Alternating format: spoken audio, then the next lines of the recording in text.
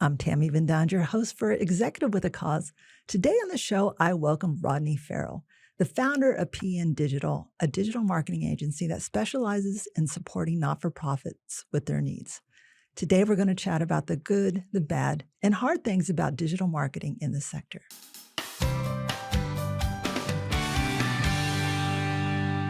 Rodney, welcome to the show. Thanks, Tammy. Thanks for having me. Now, tell us how you got into digital marketing to begin with. Yeah, sure. So now thinking back, it's probably half of my life, basically, that long ago. I was 19. I used to ref, coach, and play basketball, and the local stadium there wanted a thing called a website, which is brand new. No one kind of knew what that was. I was studying uni at a time, and I bought this software called Front Page. I think it was Front Page 98. I remember that, yes. You do? I Yeah. do. I've used it. Oh, there you go. It had these like glowy buttons and firework things. And I was like, oh, I'll learn how to do this. And they paid me, I think it was something like $600 for the website. And the software cost me $198. I was like, wow, what just happened, and then later on, I had to go to my optometrist to get glasses. And I was like, do you need this thing called a website? And they're like, yeah, sure. And I got paid with a pair of glasses and they gave me $900. And I was like, oh, it's something here. So yeah, back in the day before Google, it was called Alta Vista and Excite and all those things. That's when I kind of started stumbling upon just my curiosity to learn something new that was moving a lot faster than uni was. I dropped out of uni in the third year. And I really was interested to see what this thing was happening that was taking over. Yeah. So was that probably mid-90s around that time? Yeah, it was late 90s. Yeah, late 90s. 98, 99. Yeah. Yeah, it was definitely before a lot of the changes. I remember actually teaching a introduction to business class for a university, and nothing in the textbook about that time had anything about the internet in it. Correct. And I had to supplement it completely. So I totally get what you're talking about in terms well, you of did a really it. good job. You really did a good job supplementing, because the reason I dropped out was because the lecturers didn't. They didn't have that in there. Yeah. Well, it was something that I couldn't ignore for sure. Now, tell us more about your business and how you are working with not-for-profits. So there's two iterations of my business, and I'll just fast forward with it. So the first one was building websites, and I did that from a very young age, from 19, when I thought I could take over the world and I was invincible and nothing could, hold me. I didn't know where I was going, basically. And at about 26 or whatever, my best friend, my now wife, and my parents, were telling me, hey, you got nothing to show for it. What are you doing? And it wasn't until I'll call her an angel, Jill Dixon. I remember her came in. She was an ex-manager of Cadbury Schweppes, and she said to me, she said just clicked. She said, for the amount of turnover, the amount of stress, the amount of team you have, this is not a normal operation. And I was like, oh, okay. And I listened to her, and I didn't listen to these three people that were my family. And that got me to change. So I then went and worked for Clemenger. I sold that business, by the way, at 26, and that was the only time I actually made money from the business, when I actually sold it. And then I worked at Clemenger to try and learn a little bit more from them.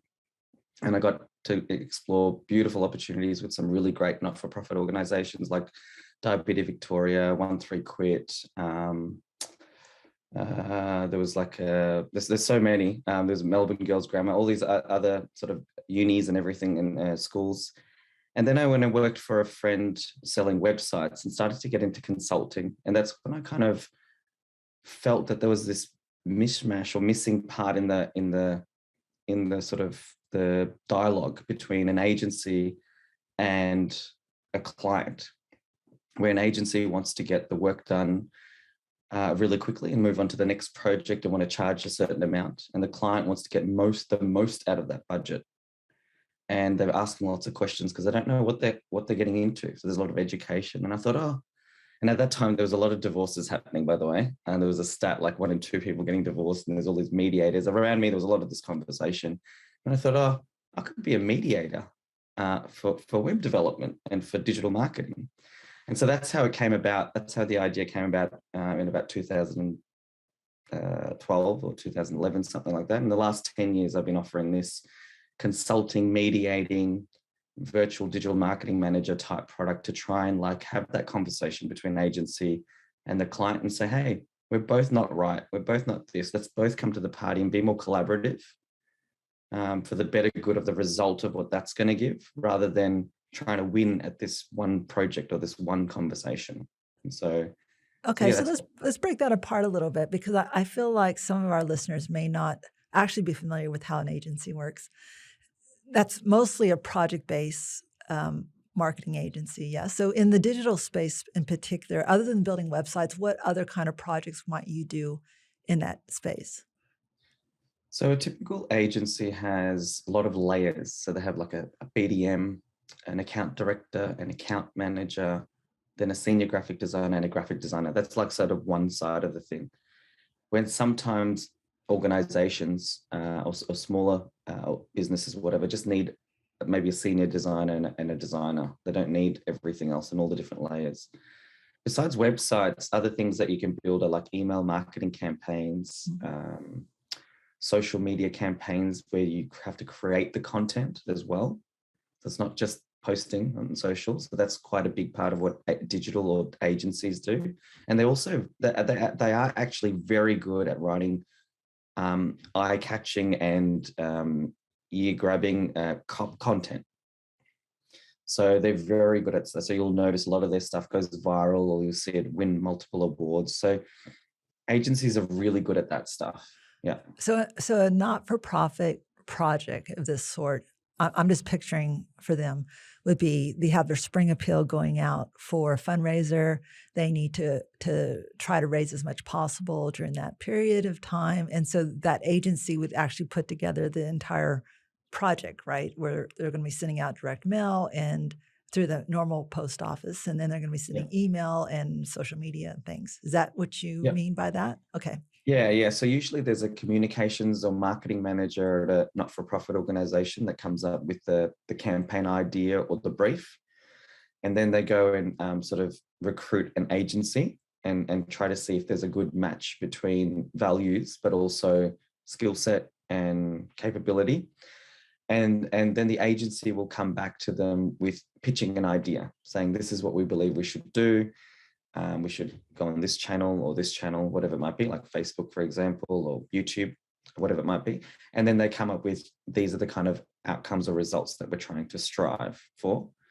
And then that's how the campaigns form. So yeah, it could be a fundraising campaign, could be a volunteer drive, could be like now it's the end of financial year in Australia at least, and everyone operates at a different calendar as well. There's end of financial years in March as well, so it's called calendar your financial year. So yeah, they come up with those kind of campaigns and really try to push it to get the most out of brand awareness or conversions. So there's those two things. And do they get compensated just on a flat fee of doing the work, or are there agencies, especially in the not-for-profit space that we're talking about here, are there agencies that are willing to work based on the results of the campaign? You would find that they're probably depending on where that organization or not-for-profit, not-for-profit or charity is based, like where they're based. You'd probably find a few different partnerships that agencies are willing to kind of undertake. The very rare one is pro bono. So they'll do the full campaign pro bono because there is some level of expense that needs to be covered. And if they have great discussions, you can actually get, you could go, like a lot of people I know that do a 50-50.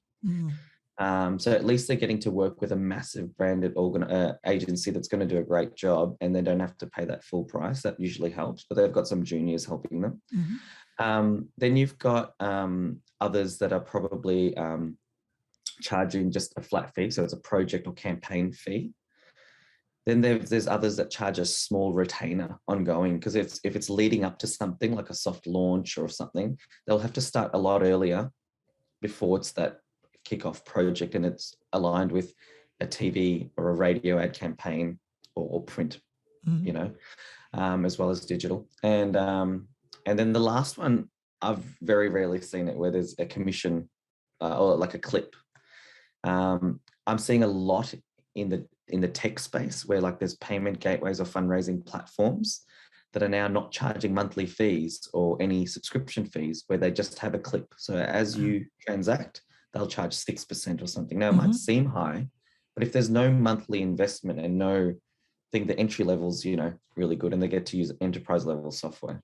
Yeah, that's really appealing for not-for-profits and not have to usually also pay for an implementation fee for Yes, that yes. software. So I think, from a capital budget perspective and ongoing operating, as long as your stakeholder is not upset about having to pay that fee, I guess it works Yeah, for everyone, doesn't it?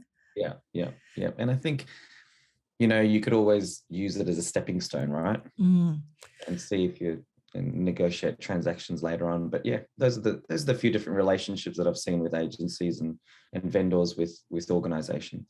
And when you said that you're more the mediator or the intermediary between the agency and the client, like, what kind of services does that translate to?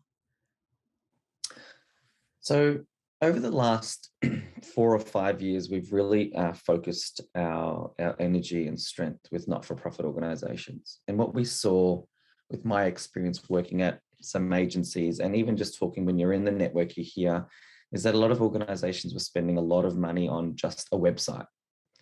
So like $200,000, $300,000 for a website. And yes, it was great. It covered accessibility. It covered all the different departments, and there was content creation and everything. But the promotion of it, or the campaign of it, it didn't even include those costs. And so sometimes a client's waiting 12 months or 6 months for the website just to be delivered. And what was happening in that mediatory, or the conversation that's missing, is just asking the right questions. So, and then as an independent consultant, we would be asked to kind of go in, and I know a few others also that started at the same time I did when they found this gap. We just go in unbiased and just sit in the conversation. And then and we would mainly lean on the client side. So to make sure that, okay, yep, we're getting told this, we're going to pitch, and we'd say, yep. And then we just ask the right questions. So have we thought about this? Who owns the source code? Who owns the rights to the IP when you're finished? When you talk about timeline, what happens if there's a bit of scope creep? Do we still finish phase one, or does everything get pushed back? And so those kind of questions were good to just lean a little bit on the client side, but we didn't have any bias towards any agencies, because they're award-winning agencies that were coming up to the table, and they all had something different to give. So we would just help, I guess, ask the right questions, and the end decision was still made by the organization. Mhm. Yeah.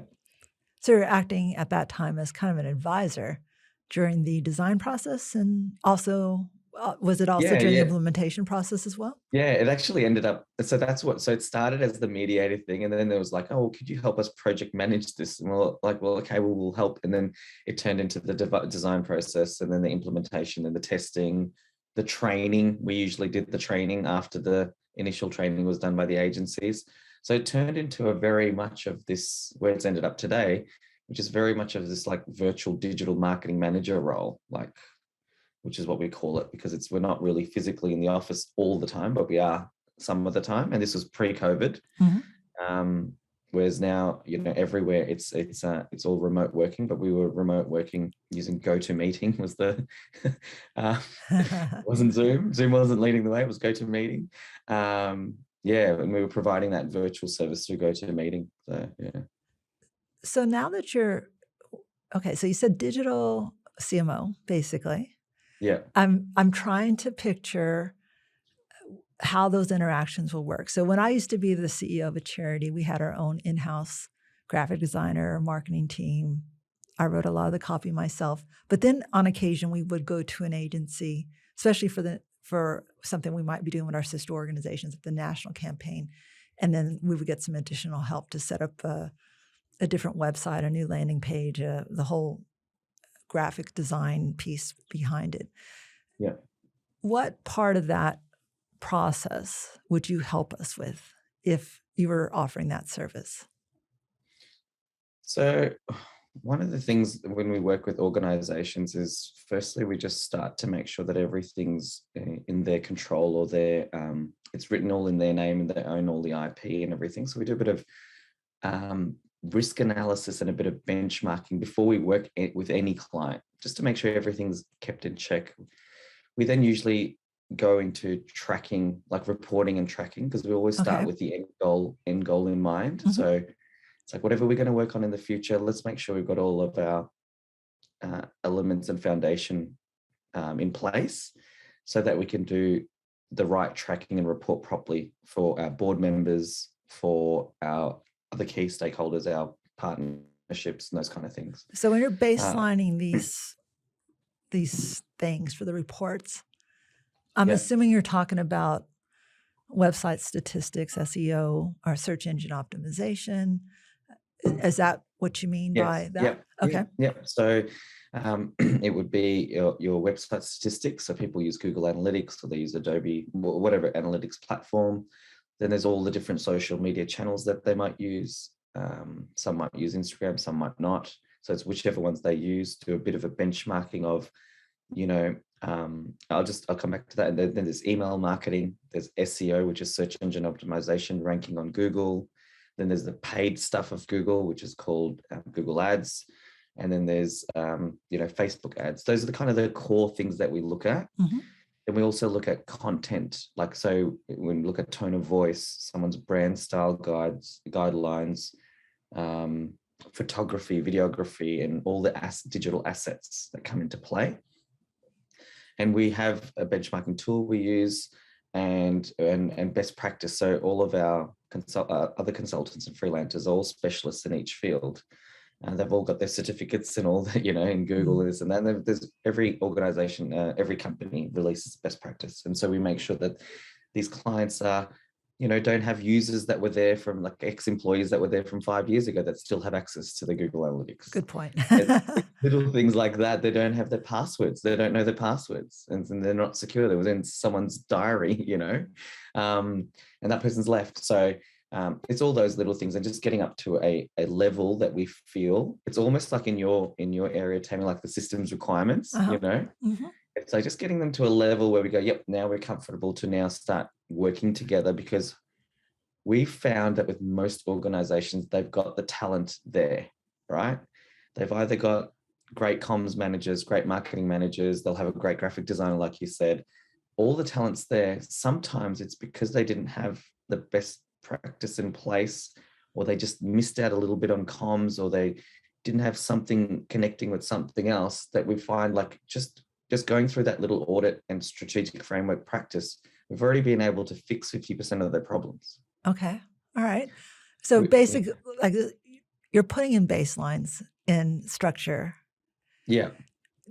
What about things as simple as design templates or tone of voice for their media? Because I know that that's a common problem when you have multiple people writing the same for different social media platforms, but different people are writing that oftentimes it doesn't sound like a single voice.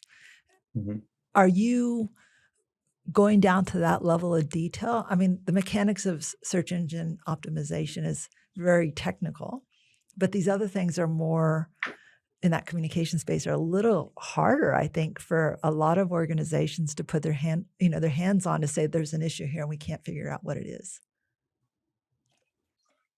Yeah. So, and apologies, I didn't answer your last question properly, but this sort of ties in with that.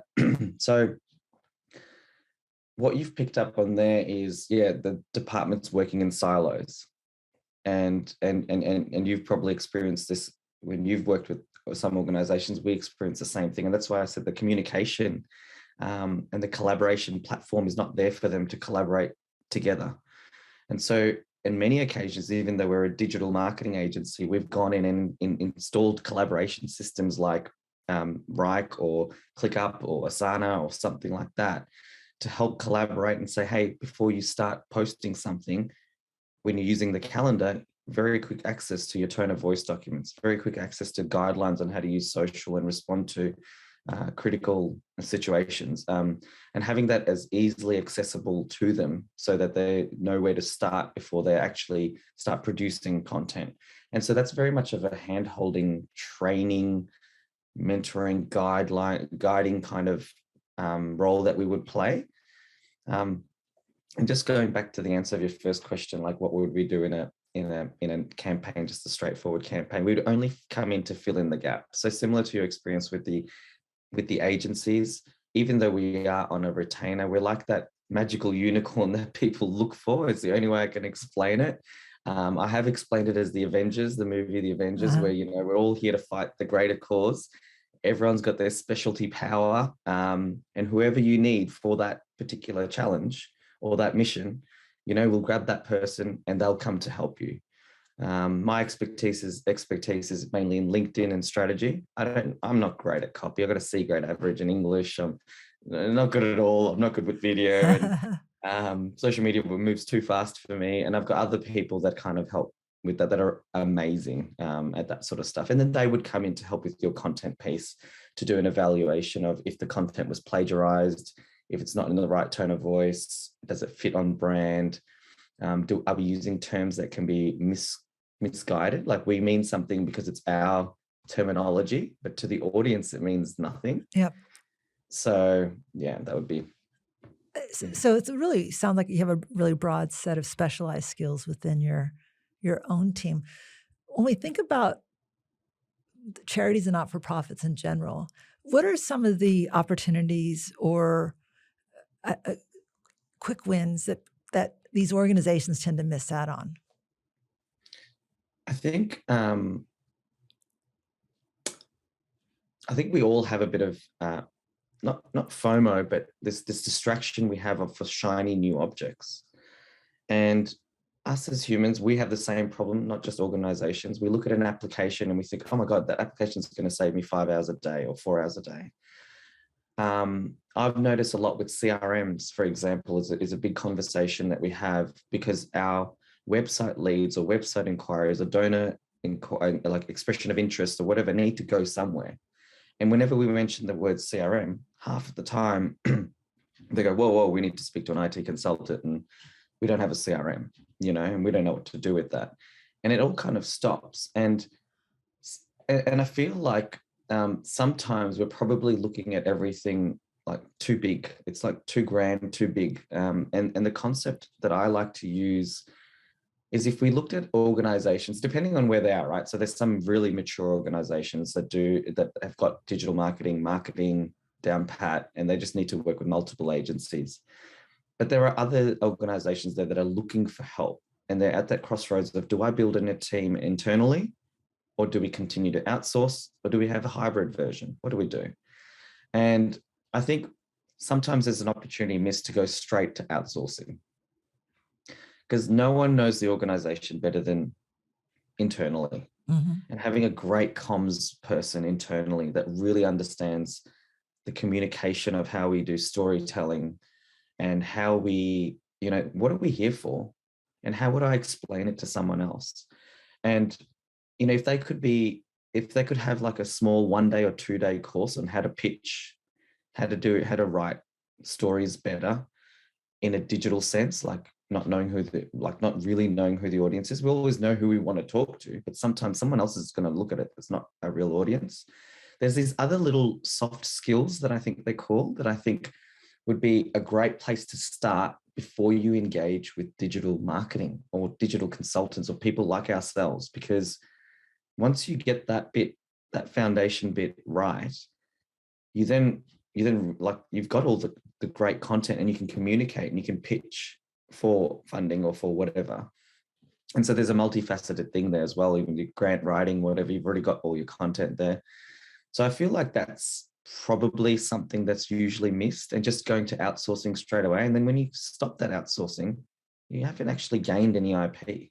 You haven't built any IP within your organization. So yeah, definitely that. Also looking, and I know this is going out globally, I mean, there's a lot of professional volunteers out there. Okay. And everyone looks for volunteers to help them with an event that they're running, or I need, X amount of volunteers to help collect some physical, like the shaking of the tins or whatever. But there's a lot of professional volunteers either in between jobs or happy to do their big paying jobs, but still not getting much fulfillment out of their life, that are happy to devote 10 hours, 20 hours a month to do something, right? And that could be a massive piece. That could be a consulting piece. That could be helping with your reporting over a few months project. I think, not always feeling like you have to go and pay an agency. You might get one bit out of this professional volunteer. You might get another bit out of an agency, and you might get another bit out of your internal setup. Interesting. I want to go back to your first comment about comms in general. I've had a different experience, I suppose, and I tend to work with some of the bigger charities and not-for-profits myself. But what I often find is that they're very good about talking about what they do and sharing those stories, but they don't actually know how to get a return on that investment from a marketing perspective. So their fundraising team struggles when the communications team is really good about outbound conversations and talking about the mission and sharing these brilliant outcomes based on what they've done, but turning it into a donation, there seems to be a missing link there. And the fundraising teams are often on the other side of it saying, well, we're going to outsource that to an agency because our comms team doesn't understand that piece. What's your experience in that?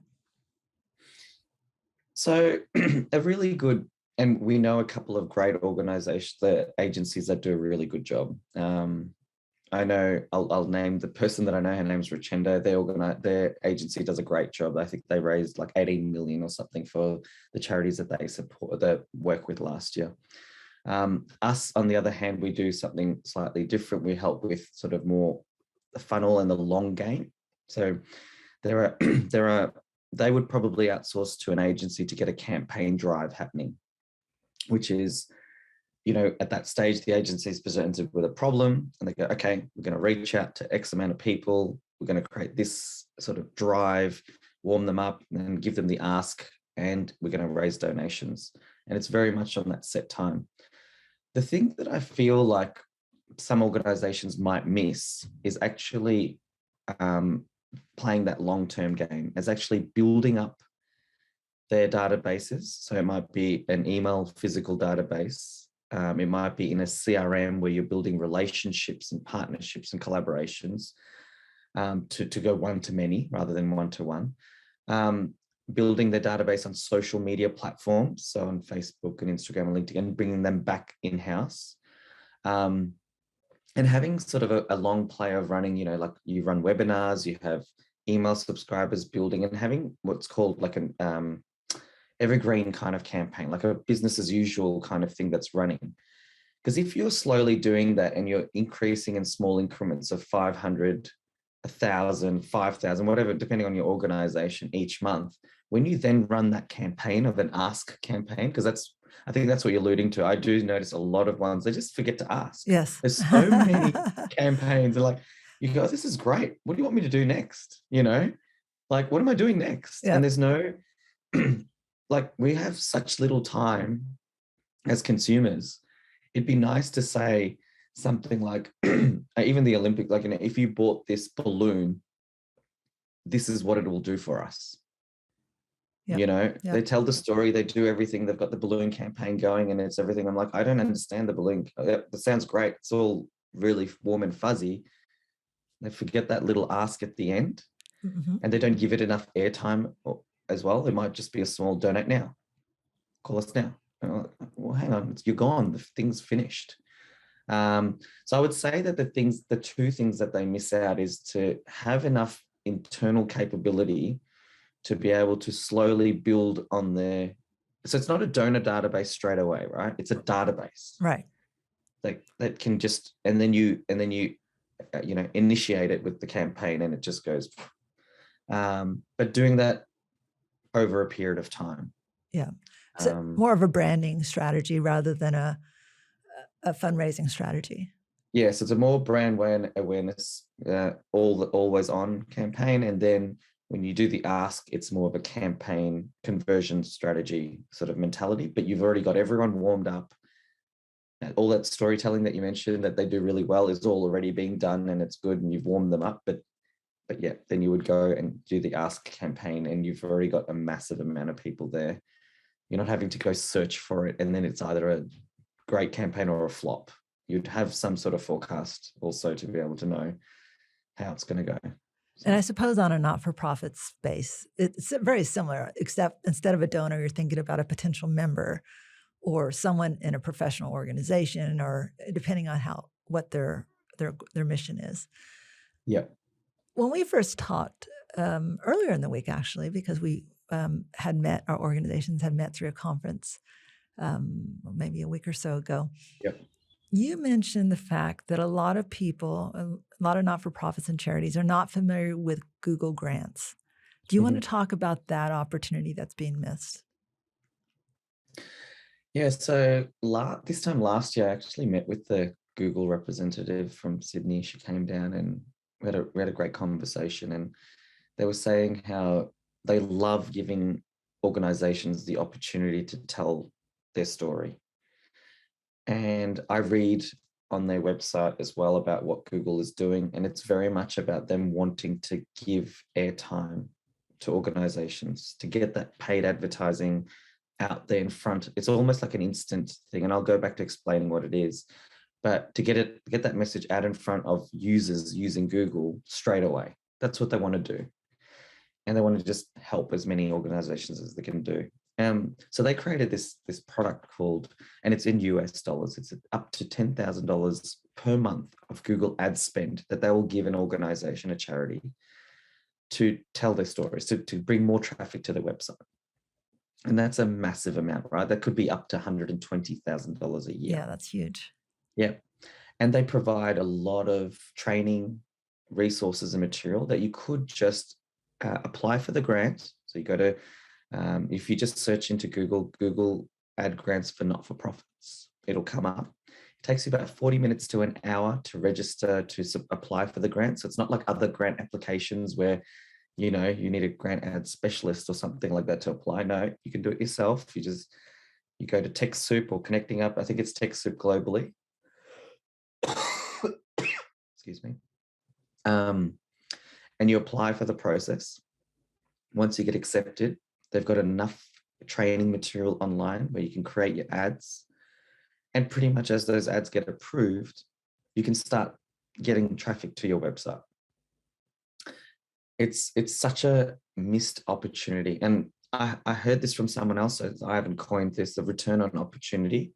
So everyone's looking on return on investment for everything with digital marketing, even with paid. Like, well, if I spend $1, I want $4 back, and all this sort of stuff. This Google ad grant is a return on opportunity. It's not going to give you, no one's searching, I want to donate on Google, all right? That's not what people search on Google. With Google, it's very much a pull mechanism. So if you look at marketing, social media, like Facebook and everything, is very much push marketing. It gets pushed in your face, and we look at it and we get it and we go, okay, either I interact with that ad or not. With Google, it's very much a pull mechanism. So I will search something as a user, either problem or I'm trying to how to boil an egg or whatever it might be, right? I'm searching something and then I'll get a response. And the idea is that the organization, or not-for-profit, can have a response to that search and then be found for their content on their website. So that's the opportunity that Google are giving.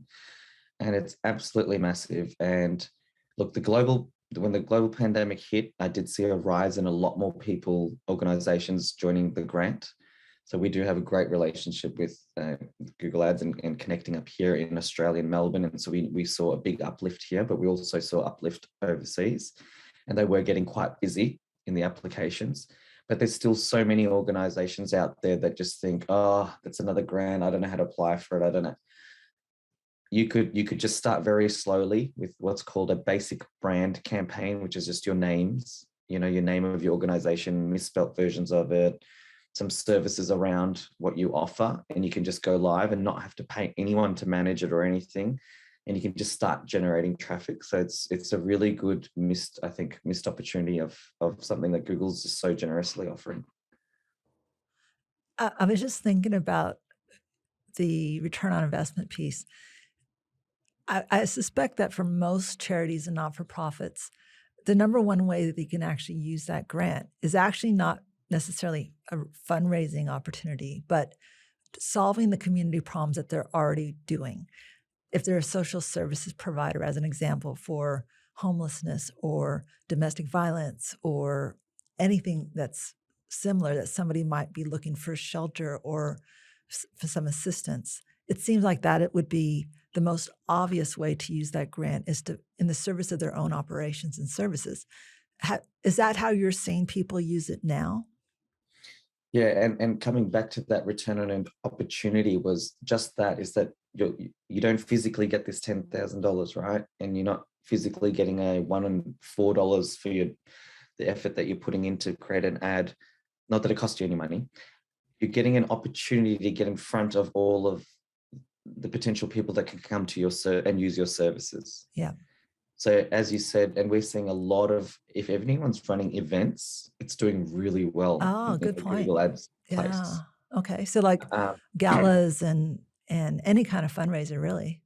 Yeah, so it's not getting the actual donation, but it's getting people to a gala or fundraising ball, and you use all these different terms because now, especially, as the world is opening up and people are going to more, people are actually searching, fundraising run, like 5K fundraising runs, gala balls, and this for a charity or whatever. Actually, those search terms are huge because they're looking at golf days for a Oh, yeah, charity. yeah. People are saying, let's play golf, and while we're doing it, let's do it for a charity. I don't have to organize the day, but I'll grab 10 of our company thing. It's an outing for our company people. Plus we're doing it for charity, Right, because right. if you've seen the shift, if COVID's taught us anything, everyone's now employees, employers, everyone's wants to do something for purpose. They don't want to just do things anymore, right? Right. It's a massive shift. And so these search terms have just gone up. And so events are doing really well. Uh-huh. And you're not going to rank for the name you call your golf day, but charity golf day, Right. you can Right. rank for, Or a conference, So, right? Sometimes a lot of these organizations put on conferences for their constituents or professional organizations. Even those in the charity sector have done that for common interest, I suppose. I was also thinking about just the use of, if I was searching for something specific around volunteer opportunities. yes, yeah. Yeah. Okay. The conference one you mentioned is a very interesting one because, again, and this is one of the early questions you asked about missed opportunities, is also finding that fine line between sales and digital marketing. A lot of organizations try to tend away, it's like steer away from talking too much about sales and a transaction. But at the end of the day, if we're going to lead someone from a Google ad to a conference, right, they're going to register at the conference. You're going to know a lot of the details, right? They're going to come at the conference. They could be a potential sponsor for your organization. They're not going to sponsor at that time. You need to put them into some sort of contact database and grab that lead. It's a lead, it's a sales transaction.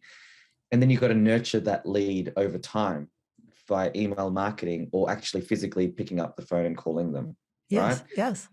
So there's so much there, right? The return on an opportunity for that Google ad that went out, that promoted your conference. They got all of these extra people there that you may not have got. Yep, you still got your, 80 whatever people, but you might have got 20 extra people that you wouldn't have got.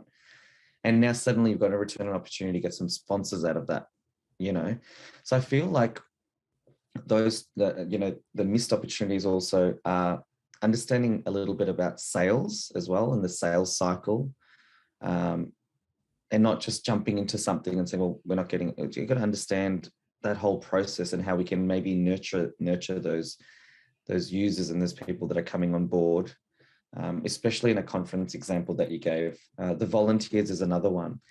If you create a volunteer ad campaign, these people are searching at nighttime, by the way. True. And they're like, I'm not happy about something today, blah, blah, blah. What should I do? I'm going to search to see what I can volunteer. And we find that a mix of social media and so a bit of push marketing, socials, and then they forget who it was. And then they go into Google to search that volunteer in, Colorado or whatever it was, wherever it might be. And they'll put those keywords of a particular state or place. And you hope that your ad pops up, right? Right. If it's relevant. And they're not going to volunteer straight away. It's an expression of interest. So on your landing page, instead of just saying we're looking for these type of volunteers, and people they've just used the same about us story, and they're just saying like, the video, and then they've just gone, these are the volunteers we're looking for, here's a form. Now you've made all this effort to get the person there. You should use this time to probably educate them a little bit, show them a little bit about what other volunteers have done in those different positions, like that buddy kind of thing, that if they became a volunteer, they might actually meet one of these volunteers to help them have a great experience. And to actually get them, take their excitement of already wanting to volunteer and now take it to the next level and say, this is the right place to volunteer. And then if they provide an expression of interest rather than applying for it, because if you're applying for it, it's a yes or no answer. Yeah. Right? Am I applying for it? No, I'm not ready now. I'm done. I've closed, I've gone. Yeah. You've lost me. Give an expression of interest and say, yep, send me more information, or I'm happy to have a call, or I'm happy to attend a webinar where you might talk more about. Give them something to then get some of their details to then continue the conversation. And there's a perfect volunteer campaign where you can build, such a good database of people that at one stage wanted to volunteer, and for whatever reason, they didn't hit yes right then, but you can continue the conversation, and you don't know what's in there, right? You don't know what their capabilities are. I absolutely love that example, because I think, especially when you use an agency for a big fundraising campaign, this idea of landing page, or for those that are not familiar with the landing page, it's a separate website page that is very specific for that search or that Facebook ad, or something that only the people that click on that will see, that allows you to interact in that way. And I think as not-for-profits and charities, we are so poor at thinking about landing pages for anything other than fundraising. So like you said, you're not ready to sign up on the line to say, I'm going to, give you my Fridays every week for the next, year. Yeah. But the idea of warming them like you would a donor makes a lot of sense to me.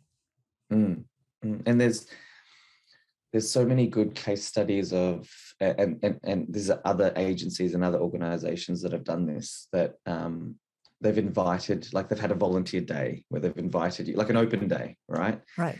And they've had to do it virtually over the last couple of years. There's examples of, because what's missed out with the volunteer is like the professional volunteers again, because someone might volunteer for the stuff that you're advertising, but if you left it open and said, hey, what do you think you can help us with? What a change of conversation, right? And you could come with so much more, like, yeah, I can help you, do that particular sausage sizzle, for example. Well, now we won't know what a sausage sizzle is. Like a barbecue, a fundraiser, a barbecue fundraiser, or, cake stall or whatever. Happy to help you with that once-off thing. But if I could say, actually, I'm a digital marketing professional, and I'm happy to give you 10 hours a month for 6 months and help you with anything you think you might need for digital marketing, it might just open up another return on opportunity. So yeah, I think definitely, rather than just looking at that initial just donor with $5, $10, those kind of things, if the education of landing pages could be opened up a little bit and looked at it as an opportunity, and you explained it very well, a landing page is it's serving a specific purpose. It's just done for that one action.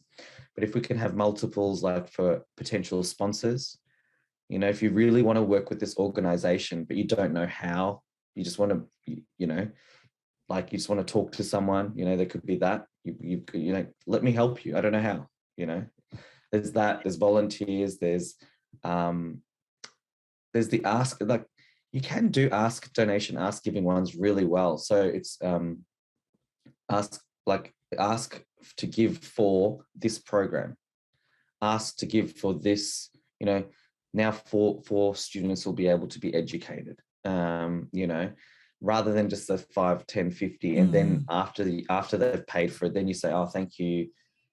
This will now help us do this. You've got to get the messaging, the sequence of the messaging right as well and upfront. Yeah. Now, I don't want to forget to ask you specifically about LinkedIn digital marketing, because I know that you're a specialist in that as well. I've actually had an experience where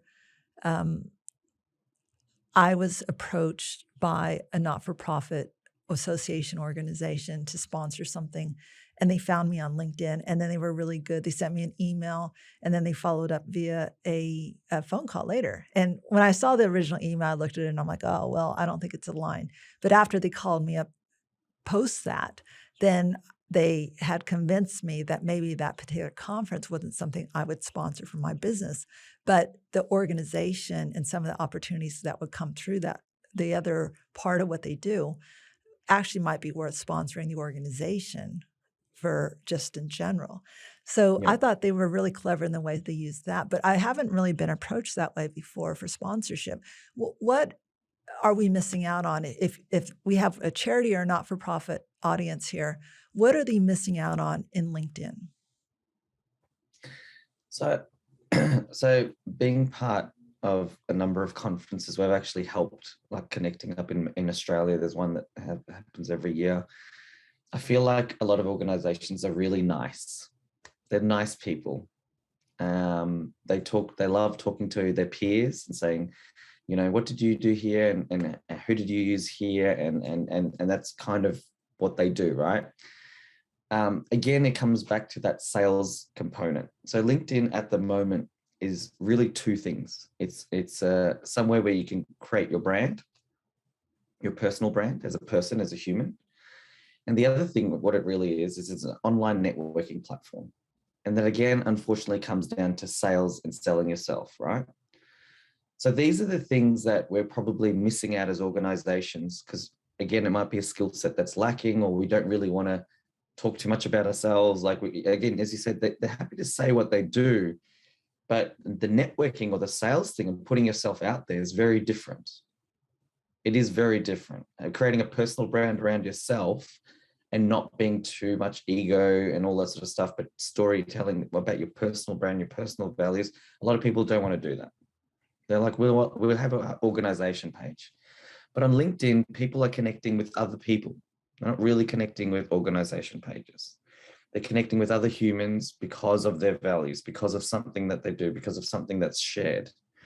And the networking opportunity on LinkedIn is huge. You can connect with someone based on a job title, based on where they work, based on similar interests, like the one-on-one connection. It's not like you're connecting with someone that's de-identified, which is on Facebook and everything. You don't know who you're connecting, who your followers are, who your connection is. On LinkedIn, you know exactly who the follower is. It's a one-on-one connection. And by doing the reach out, what that organization did, you can actually, if you have, we say 15 minutes a day and 1 hour and 1 solid hour somewhere in the week is a timetable that you need to put in. If you're just engaging and sending out those connections to the right people, to potential sponsors. So I just spoke with another organization just before this call, and they were looking for RTOs. They were looking for That's a registered training organization. Thank you. Registered training organizations that deliver courses and diplomas and certificates. And then you've got your, they're looking for disability service organizations as well. Now, on LinkedIn, you can directly connect with those partners. You search by industry or sector, by job title, and you'll find those people. And then it's a matter of, and again, this is a sales sort of thing, of how do you approach that person without being too salesy straight away. And it's about the long-term game again, which is introducing yourself and saying, hey, we're on this platform together. I have looked at your content and actually genuinely look at the content. And I can see that you're doing this and this and this space. This is what we do. Would love to connect and see if there's any way we can share our networks or our contacts to help each other grow. Something like that, right? You can have variations of templates, but something like that. And then again, what they've done is they've followed you up. So they've stored your information somewhere in a CRM, in a customer relationship management system, or a contact database of some sort. And by giving a phone call and not just shooting emails after emails, they were kind of able to kind of change the dialogue with you depending on how you fit and give you other opportunities, which is very, very smart. And I think they've done a great job to be able to start from there and connect to there. Another thing you can do if you don't have the woman or manpower to do so is to actually grab that contact once you've got it, and you can put it into an email campaign. So you ask for permission and all those kind of things. And then you can send out some emails, or you can send up a follow-up message using a tool like Calendly, where you can say, hey, if you had a spare 15 minutes, would love to catch up for a virtual coffee or just a chat. Now, the issue that you have, and you'll only know this once you're working on LinkedIn, is there's a lot of people doing a bad job of this. So we feel like we're all just targeted and spammed every single day. Now, with LinkedIn, the beauty is that you can use some different tools. You can use video, and you can use just audio if you're not confident enough. But what that does is it shows your sincerity. It shows who you are and who you stand for. It shows that you want to put your face in front of whatever you're doing, and you actually genuinely want to connect. And so when we're looking for those what I call a higher ticket item, like a sponsorship partner or a collaboration partner, they're higher ticket items. I would definitely put in the time for a video, or for a personalized video or something like that, if you want to get the cut through and show the genuine and the authentic self, or the organization that you're supporting and what you're doing, to really bring that connection closer and the trust levels higher. But yeah, your example, they did a really good job in being able to jump on the phone. But yeah, some people don't have that time. So Well, a lot of them aren't used to it, are they? It's not part of their day job usually. It's not. There was one organization that used a piece of software. I've gone blank now. And if you do have this, we can add the link later on, and if you've got it on a website. They get someone in to just record all of these personalized videos. It starts with a Z or a Z. It's not Zoom, it's Loop. That's actually Loop, isn't it? LOOP. It's really easy to do little videos. Yeah. Yeah, and they just record 15-second videos and get the message, and they just do it in a batch. So they just spend 2 hours just recording videos, and then they just post it on places like LinkedIn to say thank you, or to say whatever else the ask is. And it gets, you get your name in there. So, hey, Tammy, great to connect. I mean, if you're getting a personalized video like that, you know that someone's given that time. You want to give a little bit more time, back. So, yeah, there's clever ways to get cut through, and you just got to be strategic about it and not just do what everyone else is doing, because it's just quicker and easier. Might as well not do it, because you'll just be targeted as a spammer then. And clearly, a lot of these not-for-profits don't have a lot of resources to begin with in this space. If just conscious of time. So if one of these organizations, particularly in Australia, might need some additional support, what's the best way to learn more about what you do, and how can they reach out to you personally? Sure.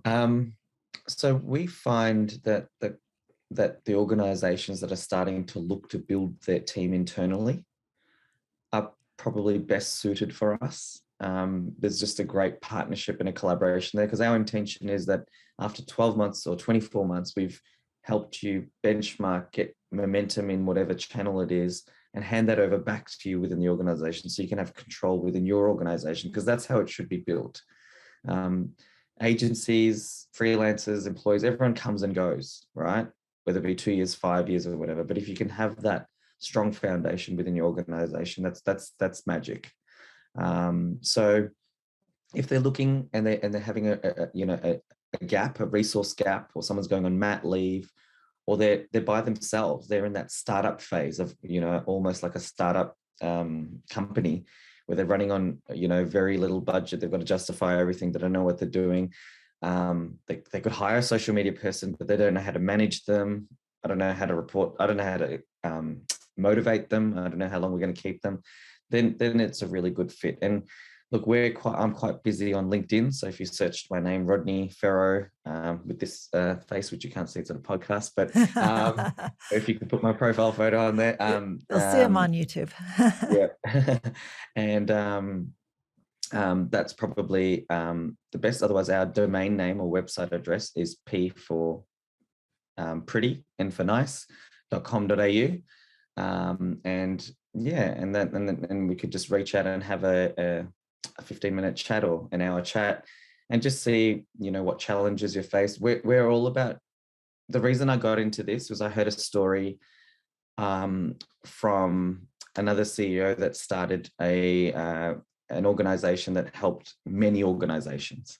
And what his story was, he said he felt like he, wanted to be a superhero to help save other people like Superman and all those sort of things. But then when he worked out he could help many organizations at the same time, rather than working for one organization, that really sparked his interest. And when I heard his story, I'm like, wow, yeah, that's what I want to do. I want to be able to help many organizations at the same time. So we're pretty much set up not to take on clients all the time. We're happy to consult and give. If an organization is looking for professional volunteers or looking for some resources, or just wants us to review a proposal or an RFP that they've got out there or something, we've done in many of these engagements where they just might need a bit of a tweak, and then they're fine, they're back on the track, and then they're gone again. So yeah, definitely, happy to help wherever it's possible, and happy to see where it might be a good fit for them too. Okay, great. And what was the website again?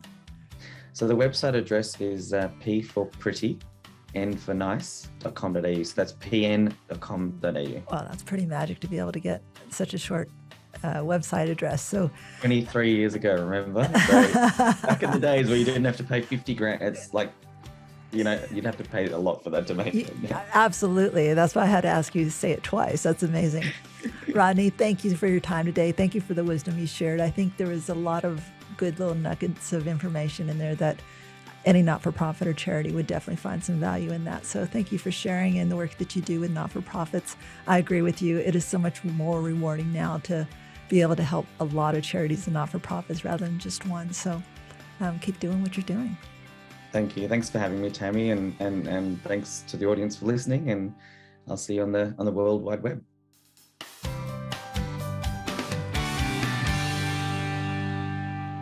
Hi, this is Tammy again. When I'm not doing podcasts, I'm helping not-for-profits with IT decisions. The question for this week's IT in Plain English segment is it better to keep my IT department in-house or to outsource it? This is actually a really tough question to answer because it depends on a lot of different variables. One of the first variables to consider is the size of your organization, because it actually impacts the cost analysis. The smaller your organization is, the more likely you should outsource this function. The second variable is capability. Even the largest organizations with an in-house IT department will actually outsource at least some of their IT functions, such as security management or website development. The reason for this is due to the cost of hiring and continuing to train these specialized skills when you may only need them for a few hours a week. The third variable is related to your core services. Sometimes it just doesn't make sense to invest in internal skills for a system or infrastructure if it's not supporting your core service for your organization. For those minor systems, it's probably better value for money to hire a contractor or even the vendor themselves for technical system administration. There are actually many other variables that may impact your decision. However, as a first step, I would recommend that you first identify your core business systems and the systems and infrastructures that support them, and then map them back to the skills of your current IT team, whether it be internal or external. If they lack those skills, the next question is, can they obtain them? Or do they actually want to obtain them, because it does require a time investment on their part? For this is the primary business case of either training them, hiring new people, or outsourcing some or all of that work. So there you have it, in plain English. If you have an IT question you want answered, feel free to connect with me on LinkedIn and send me a message. I just might answer it on the show. And if you liked what you heard, please subscribe and leave a review. To all of you executives with a cause, the world is definitely a better place because of you. Thank you for what you and your teams do every day.